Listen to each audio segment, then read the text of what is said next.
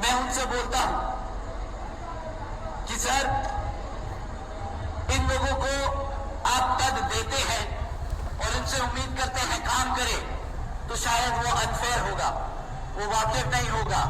आपको उनको पद देने के साथ साथ समझाना होगा कि ये जिस मूवमेंट में उन्होंने पद लिया है, उस मूवमेंट के लिए कितना संघर्ष किया हमारे आदरणीय बहन जी ने, मान्यवर साहब ने, बाबा साहब डॉक्टर भीमराव अंबेडकर जी ने, और कितना मेहनत हमारा कार्यकर्ता करता है।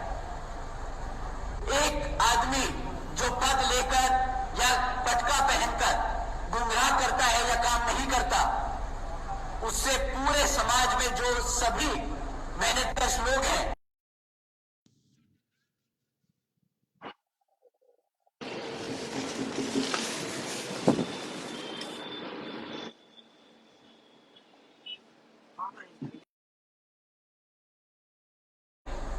तो हम इनको आगे से इग्नोर करके चलेंगे।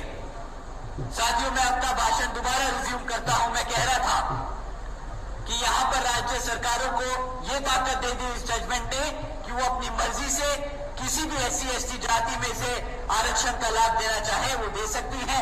किसी भी SC/ST जाति से लाभ छीनना चाहती है आरक्षण का, तो वो छीन भी सकती है। साथियों, आप सभी जानते हैं आरक्षण की मूल भावना प्रतिनिधित्व की है, समाज को आगे बढ़ाने की है, लेकिन इसको बार बार गरीबी हटाओ योजना बनाने की कोशिश की जाती है कि कह के कि कोई जाति ज्यादा पैसे से संपन्न होगी तो उसको आरक्षण की जरूरत नहीं। साथियों, भाजपा और कांग्रेस ने ये सोची समझी साजिश के तहत जजमेंट पास कराकर देश से आरक्षण खत्म करने के लिए ये पहला कदम उठाया है। आदरणीय बहन जी ने इस फैसले पर सवाल उठाया है और पूछा है कि क्या जिन्हें आरक्षण का लाभ मिला है, क्या उनकी सामाजिक स्थिति बहुत बेहतर हो गई है? क्या उनके साथ आज भेदभाव खत्म हो गया है? मैं जानता हूं कि आज यहाँ मीटिंग में हमारे यहाँ से सब समाज से काफी बड़े बड़े लोग भी आए हैं, बड़े बिजनेसमैन भी हैं, काफी बड़े इंडस्ट्रियलिस्ट भी हैं, परंतु सच बात ये वो भी जानते हैं कि आज आप चाहे पैसे से कितने भी संपन्न हो जाए, परंतु जिसकी सोच आज भी आपको नीचा देखने की है, आपको आपकी जाति के आधार पर देखने की है, वो आपको अभी कभी भी पैसे से आप कितने भी संपन्न हो जाए, आपको कभी भी आपको अपना बराबर नहीं समझेगा। साथियों, जब तक हम ये सोच खत्म नहीं कर देते लोगों से कि हर जाति बिरादरी हर धर्म बराबर है, तब तक हमें आरक्षण की जरूरत है, तब तक हम ये लड़ाई लड़ते रहेंगे। साथियों, SC समाज को बांटने की ये पहली शुरुआत है, पहला कदम है SC समाज को बांटने के लिए। ये SC समाज की आजादी छीनने का शुरुआत की गई है। ये संविधान को बदलने की शुरुआत है। संविधान बचाने के नाम पर भाजपा और कांग्रेस मिलकर संविधान को बदलने का काम कर रहे हैं।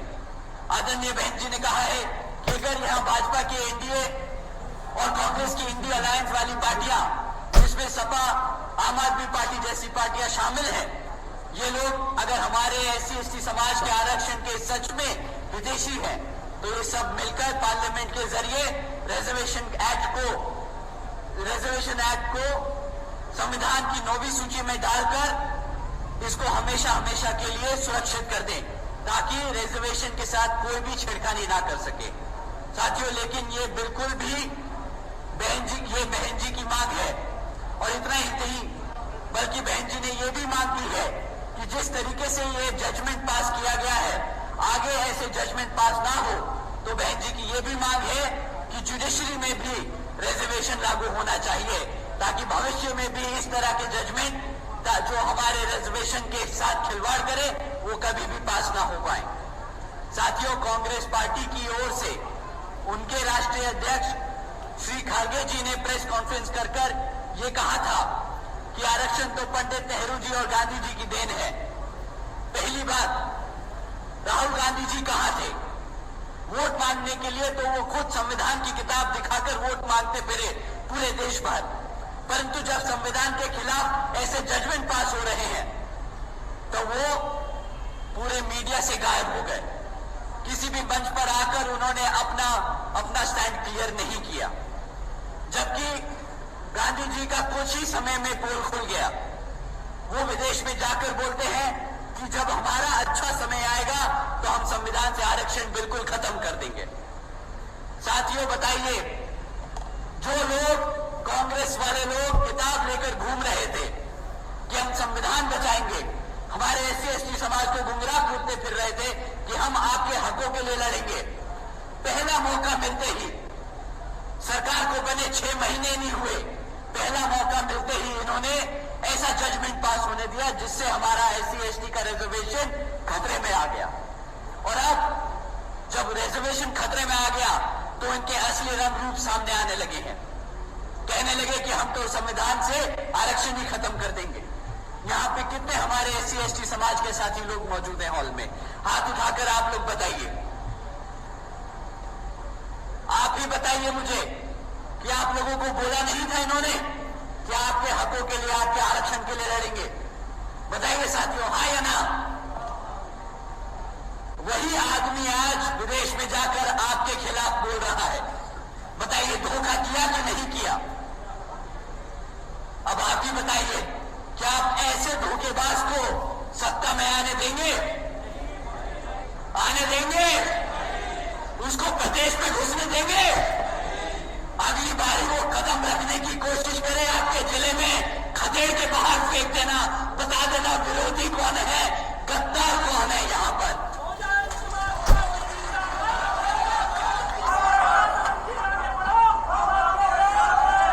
दूसरी बात साथियों, कांग्रेस के राष्ट्रीय अध्यक्ष जी SC समाज से आते हैं, ये सब जानते हैं। वो अगर बाबा साहब के संघर्षों को नजरअंदाज कर कर ये कहते हैं कि भाई ये तो पंडित नेहरू जी और गांधी जी की देन है आरक्षण, वो हमारे SC समाज को गुमराह करने का काम कर रहे हैं, बांटने का काम कर रहे हैं। तो साथियों, ऐसे लोगों से भी हमें मान्यवर साहब ने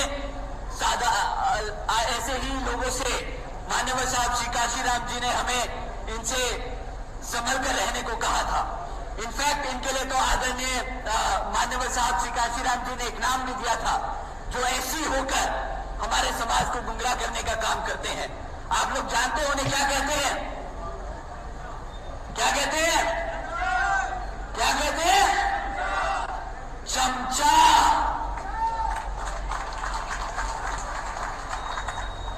कांग्रेस के राष्ट्रीय अध्यक्ष एक SC समाज से आकर अगर बाबा साहब के काम को, संघर्ष को नजरअंदाज करते हैं तो वो कांग्रेस के क्या हुए?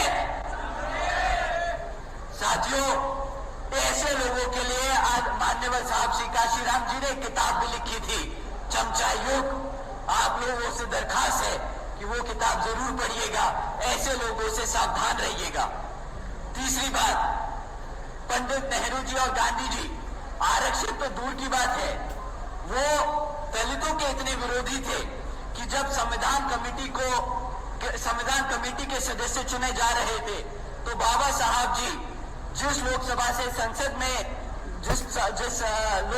संसद में जाने वाले थे, तो वो पंडित नेहरू और गांधी जी ने वो कॉन्स्टिट्यूएंसी को ही पाकिस्तान का हिस्सा बनाकर उन्हें पाकिस्तान की संविधान कमेटी में भेजने का काम करा था। साथियों, जिन लोगों से बाबा साहब नहीं बर्दाश्त हुए, आप लोगों को लगता है कि बाबा साहब का दिया हुआ आरक्षण उन्हें बर्दाश्त होगा? आप लोगों को लगता है कि वो लोग आपके आरक्षण को बर्दाश्त कर पाएंगे? साथियों, ये बात आप अपने जहन में बांध लीजिए। गांव-गांव में अब प्रचार करना शुरू कर दीजिए।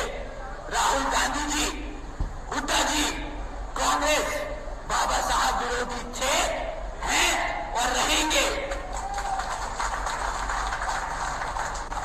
राहुल गांधी जी, हुड्डा जी, कांग्रेस दलित विरोधी थे, दलित विरोधी हैं और दलित विरोधी रहेंगे।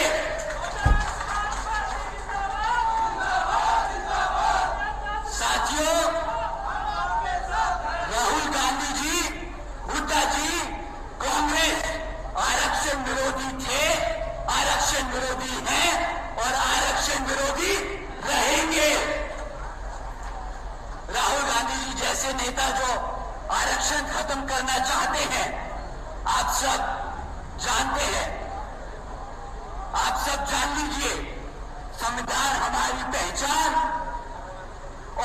आरक्षण, हमारी आजादी छीनने नहीं देंगे आपको, छीनने नहीं देंगे आपको। साथियों, इन्हें तो अपने ही हरियाणा की दलित बेटी बर्दाश्त नहीं होती। बाबा साहब, मान्यवर साहब, आदरणीय बहन जी और हमारा समाज तो दूर की बात है। आप सबने देखा होगा, इन लोगों से हमारे हरियाणा की दलित की बेटी बर्दाश्त नहीं होती। आदरणीय शैलजा जी के लिए हुड्डा के समर्थकों ने कितना बुरा भला बोला, वो सब आप लोगों ने देखा।